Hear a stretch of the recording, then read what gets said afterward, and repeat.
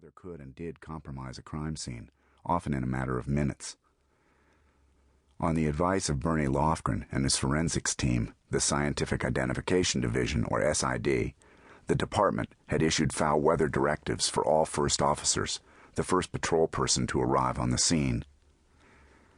Regulations now required plastic tarps and oversized umbrellas as mandatory equipment for the trunk of every cruiser, but mistakes were still made, and that night seemed ripe for them. As Bolt hurried up the home's short poured cement driveway, he faced the garage, behind and to the left of the house. A basketball hoop and paint-chipped backboard faced the street. Bolt ignored the garage for the time being, his attention instead focused on the SID van parked there in the drive. Of all the divisions, SID should have understood the importance of protecting evidence, should have respected the department's attitude toward parking on private property. And yet there was the SID step van, inexplicably parked in the victim's driveway. One expected the occasional procedural error from the medical examiner's chuck wagon, even tolerated it when, as had happened earlier that night, an ambulance had been required to carry away a victim, and so had likely parked in the drive.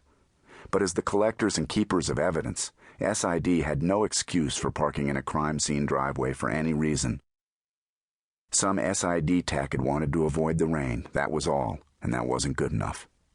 The infraction incited Bolt's temper, and in a rare display of emotion, he exploded at the first SID tech he encountered.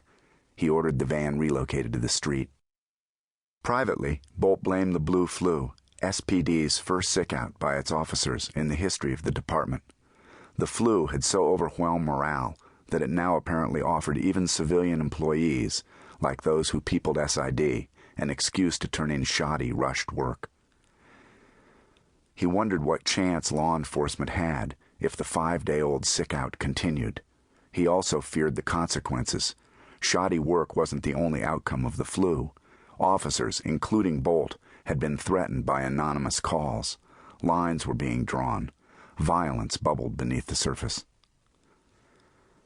A first-degree burglary indicated an assault, in this case a broken neck and the possible rape of Sanchez, a cop. Bolt felt the urgency of the situation. This case needed to clear before the press had a chance to run with it, before the press became fixated on the vulnerability of a police department weakened by flu. Already on the job, Detective Bobby Gaines offered Bolt and the investigation a ray of hope.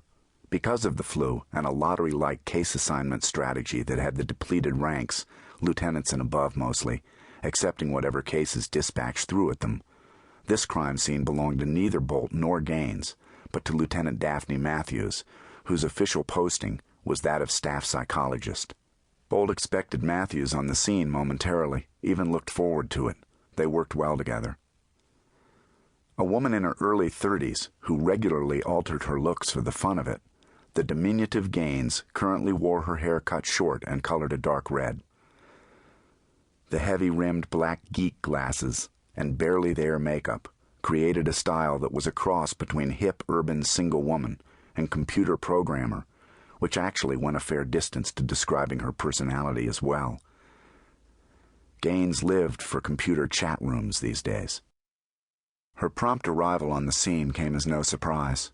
Bolt had personally brought Gaines to homicide following her stellar work on a serial killer case some years earlier. Before that, she had worked special assaults, sex crimes as her fellow officers called it. With the Sanchez crime scene initially reported as a burglary assault, rape couldn't be ruled out.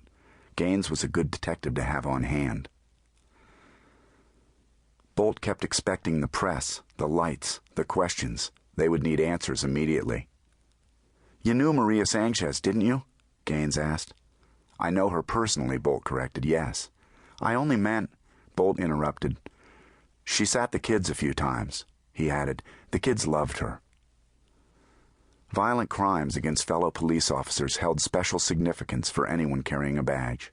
All crimes were not investigated equally, a fact of life. Members of the immediate police family deserved and received special attention. Maria Sanchez would be no exception. Daphne Matthews arrived and checked in with Bolt and Gaines. As lead, Matthews handed out the assignments. Bolt deferred to her, a reversal of their usual roles.